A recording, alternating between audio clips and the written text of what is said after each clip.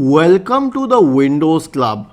If you want sustainable, green and power efficient settings for your Windows computer, then either read through this article on the website or simply watch this video. I will guide you through the procedure. Right click on the start button and select settings from the menu. Go to the system tab on the list on the left hand side. In the right pane, click on power and battery. Expand the list for screen and sleep. For on battery mode, turn the screen after 3 minutes, and when it is plugged in, make sure that it is at 5 minutes.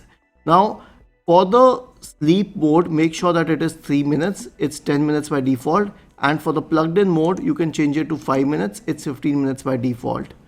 Isn't this easy and interesting? If you have any doubts, please go to the original article on the Windows Club, scroll down to the comment section and write your query. We will surely answer to it. Do not forget to subscribe to the channel. Thank you for watching this video and have a nice day.